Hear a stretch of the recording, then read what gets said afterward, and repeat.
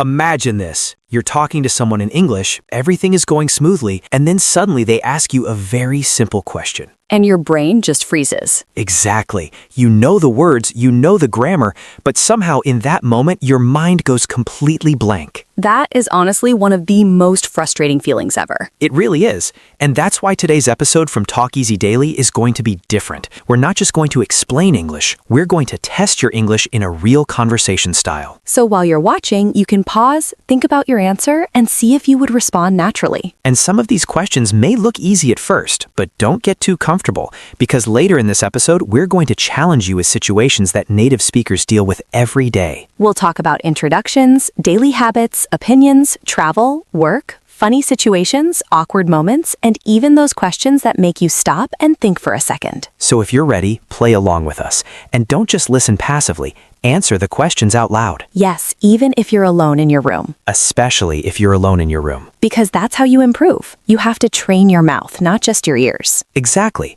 And before we begin, comment below and tell us where you're watching from and what level you think your English is right now. Beginner, intermediate, advanced, or maybe somewhere in the middle. And by the end of this episode, you might realize that your English is actually better than you thought. Or you might discover a few areas you need to practice more. Both are good outcomes. Okay, speaker one, let's start with something simple. Perfect. Imagine you meet someone for the first time, maybe at work, at school, or at a coffee shop. They smile and say, "Hi, can you tell me a little about yourself?" That question sounds easy, but for a lot of people, it's terrifying. Because suddenly you have to decide what information to give. Your name, your job, your hobbies, your family, your city. And sometimes people panic and say something like, "Myself, Ahmed. I am from Pakistan. My hobby is cricket." Which is understandable, but not very natural. So what would sound better? A more natural answer could be, "Hi, my name is Ahmed. I'm from Lahore, and I work as a graphic designer. In my free time, I love playing cricket and watching movies." That sounds much more natural and more confident. And here's a quick tip. When someone says, "Tell me about yourself," you do not need to tell your entire life story. Please don't start with, "I was born on a rainy Tuesday in 1998. Unless you want the conversation to become very strange very quickly. So usually keep it short, simple, and friendly. Exactly.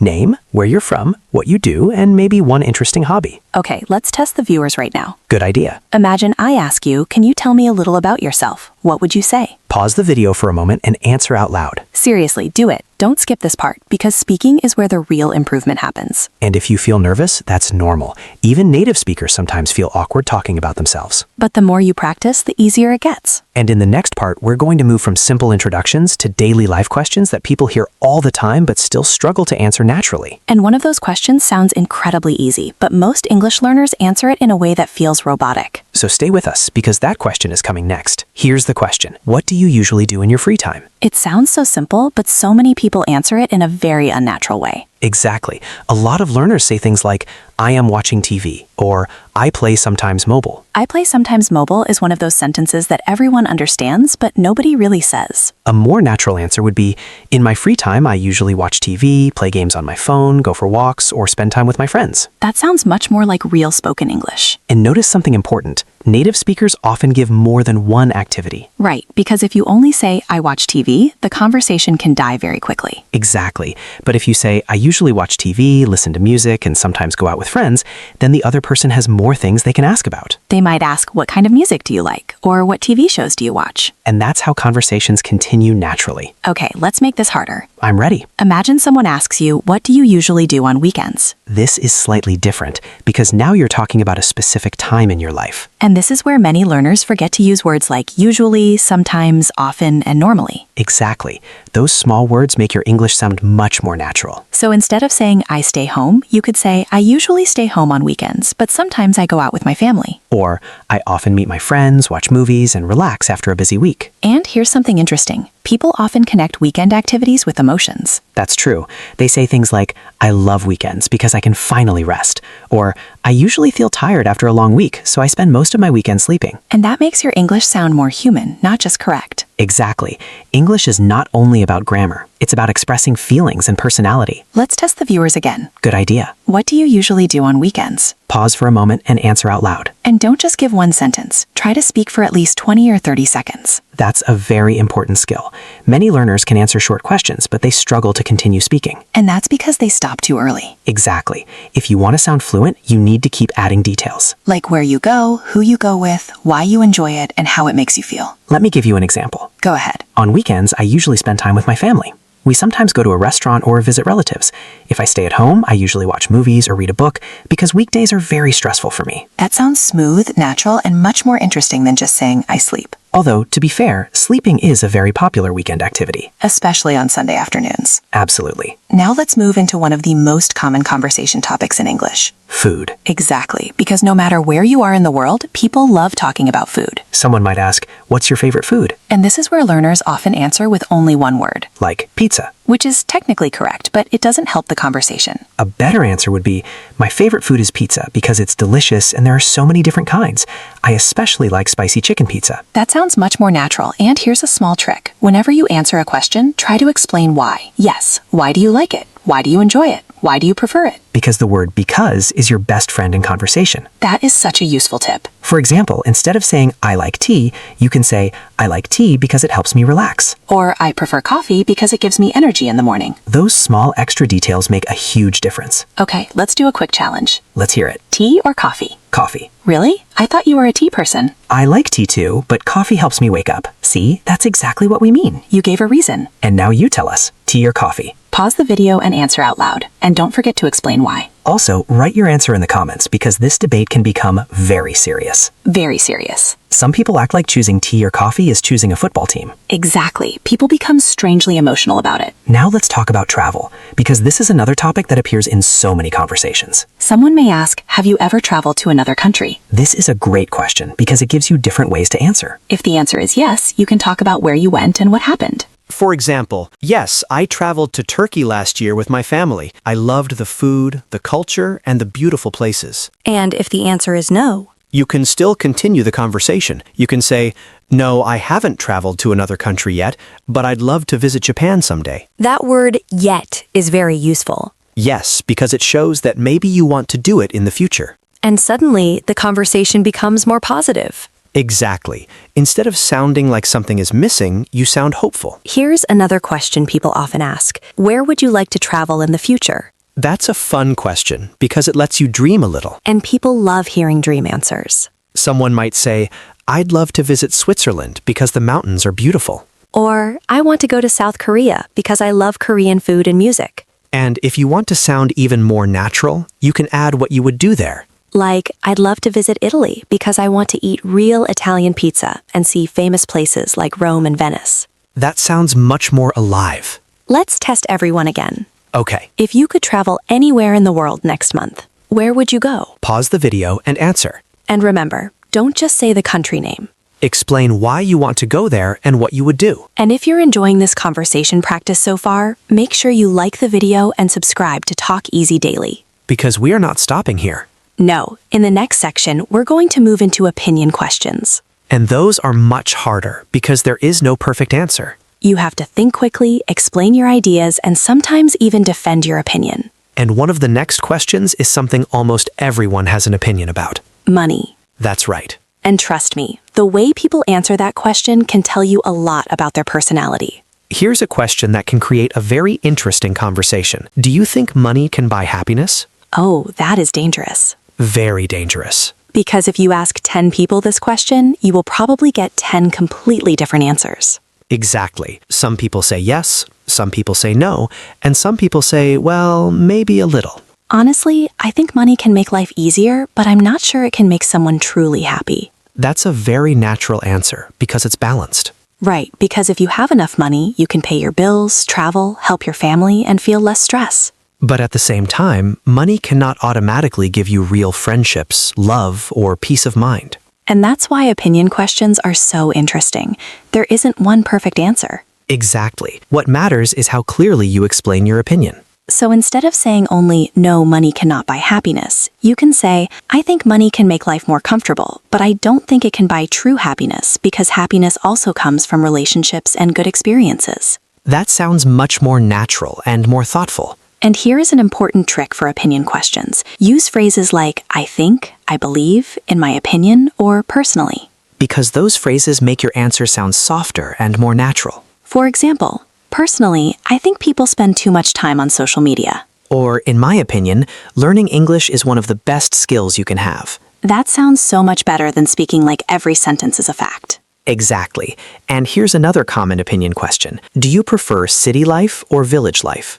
Oh, people usually have strong opinions about that one. They do. Some people love big cities because there are more jobs, restaurants, shopping centers, and things to do. And other people prefer villages or smaller towns because they are quieter, cleaner, and less stressful. So a natural answer could be, I prefer city life because there are more opportunities and more entertainment. Or, I prefer village life because I enjoy peace and nature. And if you want to sound more advanced, you can compare both sides. Like, I enjoy city life because there is always something happening, but sometimes I think village life is better because it's more peaceful. That kind of answer sounds very fluent because it shows balance. Let's test the viewers. Okay, City life or village life? pause and answer. And remember to explain why, Also, try to speak for at least 30 seconds. because that's where the real challenge begins. Exactly.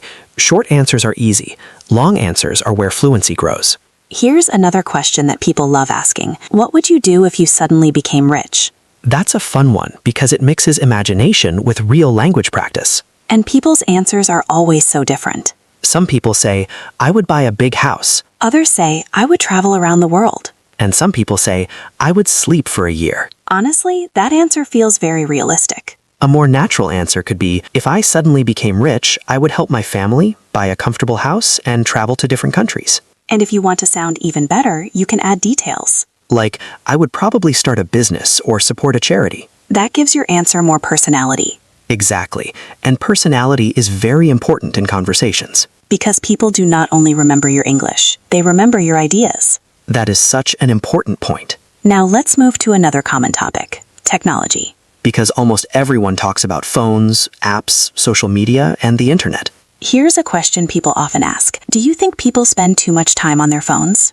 Most people immediately say yes. Because it's true. But again, don't stop with only yes. Explain your reason. For example, yes, I think people spend too much time on their phones because they are always using social media, watching videos, or texting. And you can even add a personal example. Like, sometimes I spend too much time on my phone too, especially before going to sleep. That sounds very natural because it feels honest. Exactly. People connect more with honest answers. Here's another good question. What app do you use the most? That's a very common conversation topic now. Someone might say, I use YouTube the most because I like watching videos and learning new things. Or, I use WhatsApp the most because I talk to my friends and family every day. And once again, that word because makes your answer stronger. Always remember that. Let's test everyone again. All right? What app do you use the most and why? Pause and answer. And if you want extra practice, try giving 2 different answers. Maybe your favorite app for entertainment and your favorite app for communication. That's a great idea. Now, let's talk about something that makes many English learners nervous. Job interviews. Exactly. Because even if your English is good, interviews can make you panic. Especially when someone asks, what are your strengths and weaknesses? That question is scary in every language. It really is. Because you want to sound confident, but not arrogant. A natural answer could be, one of my strengths is that I am hardworking and organized. And for weaknesses? You could say, one of my weaknesses is that I sometimes overthink things. That sounds much better than saying, my weakness is everything. Yes, please do not say that in an interview. Or, I have no weaknesses. Because nobody believes that. Exactly. The best answers are honest, but still professional. For example, I sometimes have trouble saying no to extra work, so I can become too busy. That sounds realistic and mature. And here's a useful phrase, I'm working on it. That phrase is so useful. For example, I sometimes get nervous when speaking in front of groups, but I'm working on it. That sounds positive because it shows improvement. Exactly. Employers like people who want to improve. Let's give the viewers a challenge. Okay, What is one strength and one weakness you have? pause and answer. And be honest. Because honest answers are easier to remember and easier to say naturally. Now we're going to move into a very interesting area. Awkward conversations. Because sometimes English is easy when everything is normal. But when something awkward happens, people suddenly forget everything. Like when someone asks you an unexpected question. or when you misunderstand something. Or when you accidentally say the wrong word. And in the next section, we're going to give you some awkward situations and teach you exactly what to say. Because these are the moments that make people feel embarrassed. But if you know the right phrases, you can stay calm and keep the conversation going. And one of those situations happens to almost everyone. Forgetting someone's name. Oh no. Exactly. And that conversation is coming next. Imagine this situation. You meet someone at a party, at work, or maybe at a friend's house. You talk for 10 minutes. Everything feels normal. And then suddenly you realize something terrible. You forgot their name. Exactly. That moment is awful because you're standing there smiling, but inside your brain is screaming. And many English learners panic because they don't know what to say politely, Some people just avoid saying the person's name for the next 2 hours. which is actually a very common strategy. Hey, you. Not ideal. So what should you say? A polite and natural way is, "I'm so sorry, I forgot your name for a moment." That sounds honest and normal. Or you can say, "Can you remind me of your name again?" That's a very useful phrase. Because native speakers forget names too. Honestly, some people forget names 5 seconds after hearing them. Exactly. So don't feel embarrassed. Here's another awkward situation. Imagine someone says something to you, but you don't understand. This happens all the time, especially if someone speaks very fast. Or if they have a strong accent. A lot of English learners feel embarrassed in this situation, And then they make the biggest mistake. pretending they understood. Exactly. Someone says something complicated, and you just smile and say, "Yes." And then 5 minutes later, you realize you accidentally agreed to help them move house on Saturday. Which is why it is always better to ask for clarification. So what can people say?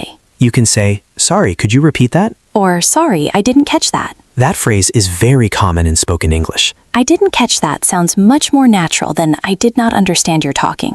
Yes, definitely. You can also say, could you speak a little more slowly? That is very useful if someone is speaking too fast. And remember, asking someone to repeat themselves is not rude. Exactly. It is much better than pretending. Let's test the viewers. All right? Imagine someone says something very fast and you don't understand. Pause and answer out loud. Try to use one of the phrases we just taught you. Because these are the kinds of phrases that make real conversations much easier. Here's another awkward situation. Someone asks you a question, but the answer is no. For example, "Can you help me tomorrow?" Or, do you want to come to my party? Many English learners answer too directly, They just say no. which can sound cold even if they do not mean to be rude. So what is a better answer? A more natural answer is, "I'd love to, but I'm busy tomorrow." That sounds much softer. Or, "Thanks for inviting me, but I already have plans." Native speakers often soften negative answers. Exactly. They do not want to sound rude or unfriendly, This is very important in English-speaking cultures. especially in work situations. Imagine your boss says, can you stay late today? If you cannot, you probably should not just say no. Unless you want a very awkward silence. A better answer could be, "I'm sorry, but I have an appointment this evening." That sounds polite and professional. Here's another common awkward situation. Someone gives you a compliment, Oh yes, this can be surprisingly difficult. because some people do not know how to respond. Someone says, I like your shirt, And then the person says, "No, it's ugly." which makes everything strange immediately. A simple "thank you" is usually enough. Exactly, you do not need to fight the compliment. Someone says, "You speak English very well." You can simply say, thank you, I'm still learning. That sounds confident, but humble. And if you want to continue the conversation, you can even ask a question back. Like, "Thank you. How long have you been learning English?" That's a great way to keep the conversation moving. Let's test everyone again. Okay, Imagine someone says, "Your English is really good." what would you say? Pause and answer out loud. And remember, do not reject the compliment completely. Because when someone is trying to be kind, it is better to accept it politely. Now let's move to something even more difficult. Unexpected questions. Those questions that appear suddenly and make your brain stop working. Like when someone asks, "What is your biggest fear?" That question becomes deep very quickly. Exactly. And many learners panic because they are not used to talking about personal topics in English. So let's imagine someone asks, what is your biggest fear? A natural answer could be, "I think my biggest fear is losing someone I love." Or, I'm afraid of failing and disappointing people. And if you want a lighter answer, you can say, "Honestly, I'm terrified of spiders." That is also a very common answer. Here's another unexpected question. If you could have any superpower, what would it be? That question is fun because there is no wrong answer. Someone might say, I'd like to fly because I want to travel anywhere quickly. Or I'd like to read people's minds because it would be interesting. Although reading people's minds could also be terrifying. Very terrifying. Because sometimes you do not want to know what people are really thinking. True. Here's another question people ask sometimes. If you could live anywhere in the world, where would you live? This question is great because you can talk about weather, culture, lifestyle, food, and many other things. Someone might say, I'd love to live in Canada because it seems peaceful and beautiful. Or I'd like to live near the beach because I enjoy warm weather. And remember, there is no perfect answer. The important thing is to explain your choice. Exactly. Let's do another challenge. Go ahead. If you could live anywhere in the world, where would you live and why? Pause and answer. And try to speak for at least 30 seconds. Because building longer answers is one of the fastest ways to improve your speaking skills. Here's something many viewers do not realize. What's that? Sometimes the problem is not vocabulary. That's true. Sometimes you know the words, but you do not know how to organize your thoughts quickly. Exactly. That is why practice is so important. Because the more you answer these kinds of questions, the faster your brain becomes. And over time, you stop translating everything in your head. That is such a powerful moment. It really is. Because suddenly, instead of thinking in your own language first, you begin to think directly in English. And that is when conversations start feeling natural. In the next part, we're going to give even more real-life situations. Including funny misunderstandings, small talk, and those questions people ask when they want to know you better. And one of those questions sounds simple, but it can actually reveal a lot about your personality. What is your perfect day? That question is coming next. Here's a question that sounds simple, but it can tell you a lot about someone. What is your perfect day? I love this question because there are so many possible answers. Exactly. Some people imagine a quiet day at home. And other people imagine traveling, shopping, eating good food, and doing exciting things. A natural answer could be, my perfect day would start with sleeping a little longer than usual, then having a good breakfast, spending time with friends, and ending the day by watching a movie. That sounds peaceful. Where someone could say, my perfect day would be at the beach with good weather, good food, and no stress. And if you want to sound even more natural, try adding little details. Like, I'd wake up without an alarm, drink coffee slowly,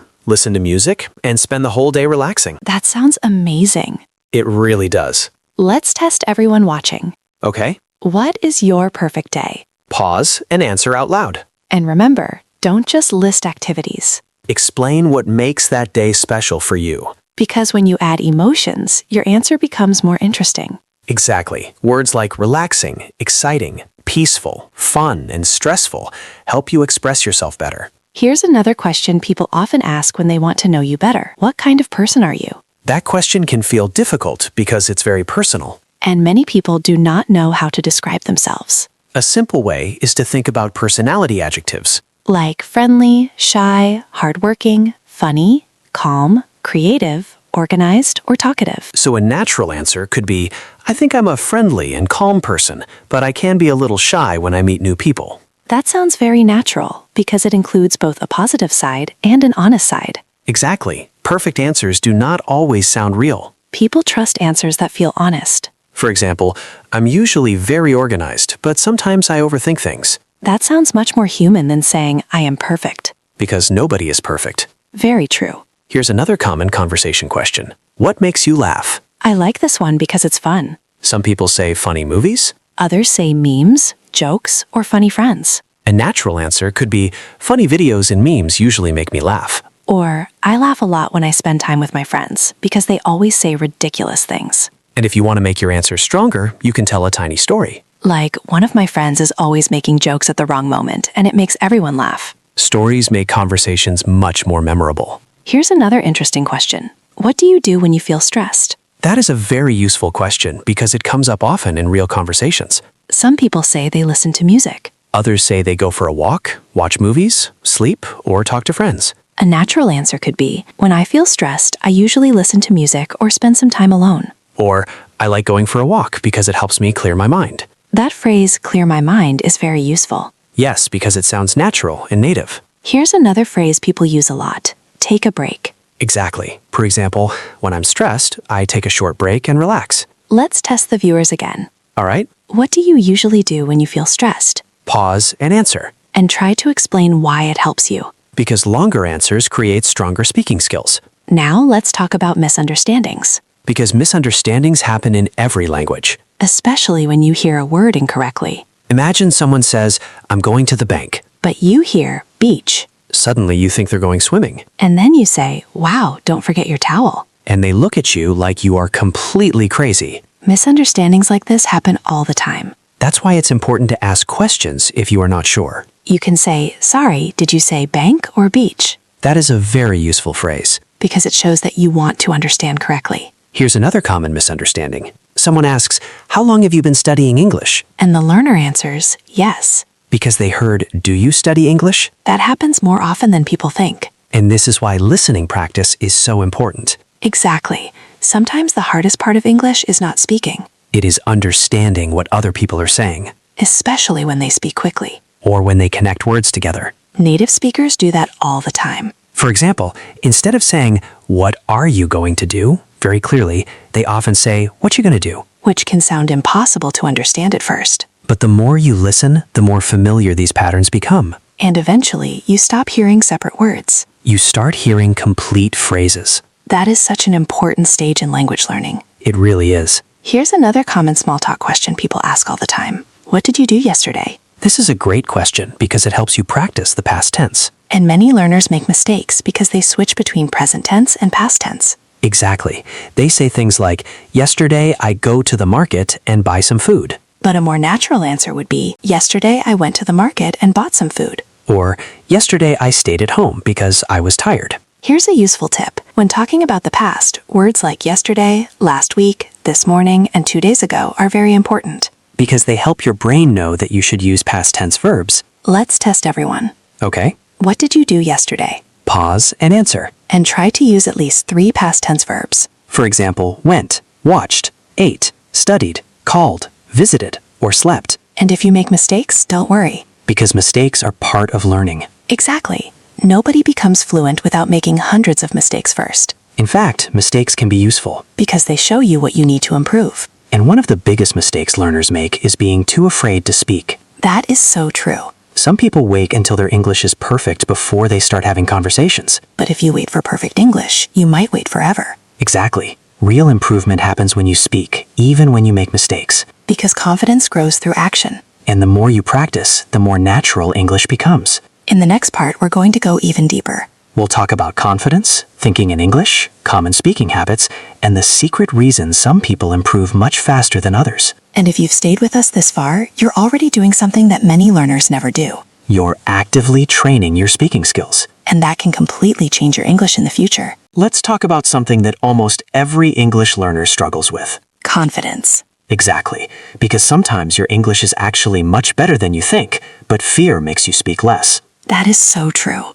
You know the words, you know the grammar, but when it's time to speak, you suddenly become nervous. Your heart starts beating faster. Your mind goes blank. And suddenly you forget even the easiest sentence. That happens to so many people. Especially when they are talking to someone fluent. Or a native speaker. Because they think, what if I make a mistake? What if I say something wrong? What if they laugh at me? But here's the truth. Most people are not judging your English as much as you think. That is such an important thing to remember. Most people are just happy that you are trying. Exactly. Imagine if someone came to your country and tried to speak your language. Even if they made mistakes, you would probably respect them for trying. You would not expect them to be perfect. And native English speakers usually feel the same way. So one of the biggest secrets to becoming fluent is being willing to sound imperfect for a while. That is such a powerful idea. Because perfection is not the goal. Communication is the goal. If people understand you, then your English is already working. Exactly. Here's another big problem. Many learners spend years studying English, but they still cannot speak comfortably.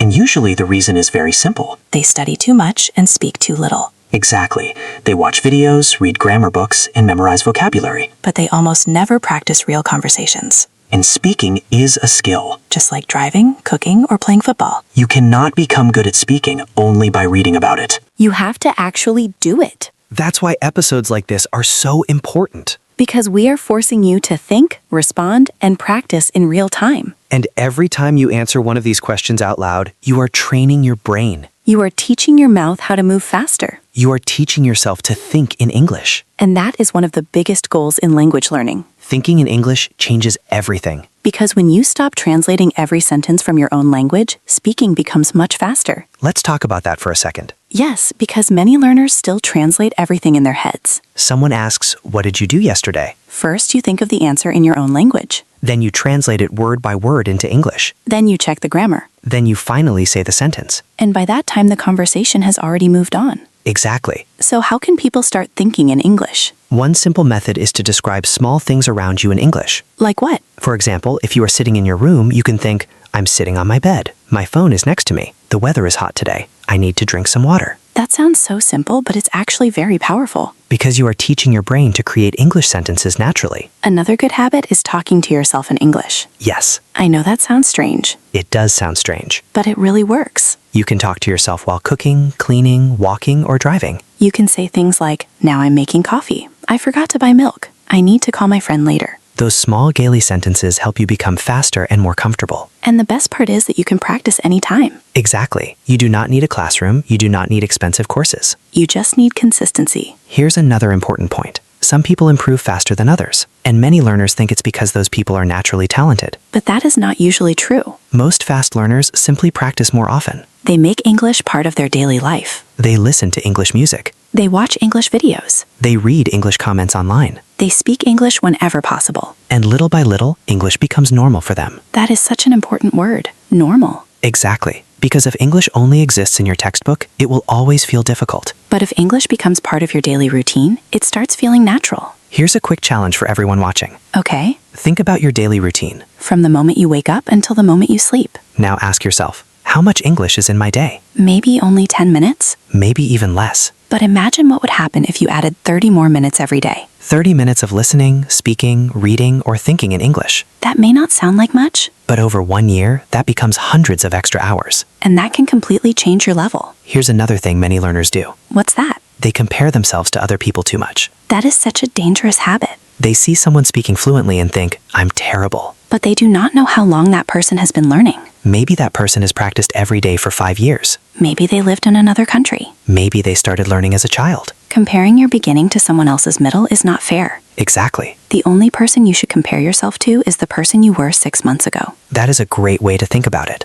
Maybe 6 months ago you could only say simple sentences. But now you can explain your opinions, tell stories, and answer questions more comfortably. That is real progress. And progress matters more than perfection. Let's give the viewers one more challenge. All right? Imagine you meet someone 6 months from now. And your English is much better. What do you want to be able to say confidently in English by that time? Pause and answer. Maybe you want to speak fluently in a job interview. Maybe you want to travel and communicate easily. Maybe you want to make international friends. Or maybe you simply want to stop feeling nervous every time you speak. Whatever your goal is, remember this. Small practice every day creates big results over time. And in the final part of this episode, we're going to recap everything we learned today. We'll also give you a final speaking challenge. And one simple habit that could make your English much stronger if you do it every day. So stay with us, because the ending might be the most important part of the entire episode. We covered a lot in today's episode. We talked about introductions, free time, food, travel, opinions, awkward conversations, confidence, misunderstandings, and thinking in English. And if you answered the questions out loud while watching, then you did much more than just watch a video. You practiced real English. That is the key difference. Because passive learning is helpful, but active speaking changes everything. Think about all the questions we asked today. Tell me about yourself. What did you do yesterday? What's your favorite food? Where would you like to travel? What are your strengths and weaknesses? What would you do if you became rich? What is your perfect day? What do you do when you feel stressed? These are not just random questions. They are the kinds of questions that appear in real conversations all the time. At work, At school, while traveling, in interviews, on social media. and even when meeting new people.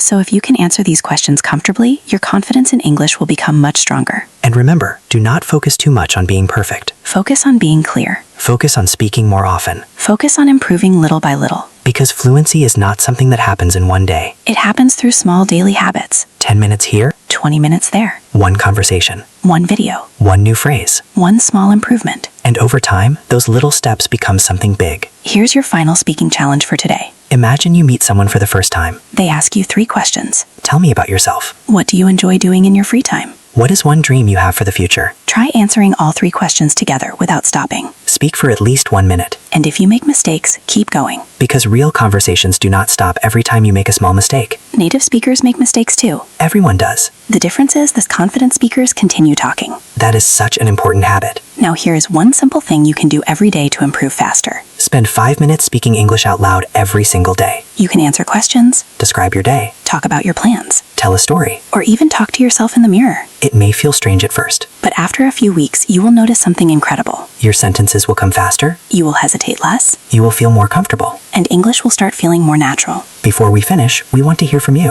Which question in today's episode was the hardest for you? And which question was the most fun? Write your answers in the comments. And if you enjoyed this episode, make sure you like the video, subscribe to Talk Easy Daily, and share this with a friend who is learning English too. Because practicing together makes everything easier. And remember this, You do not need perfect English to start speaking. you only need courage, consistency, and practice. Keep going. Keep speaking. And we'll see you in the next episode of Talk Easy Daily.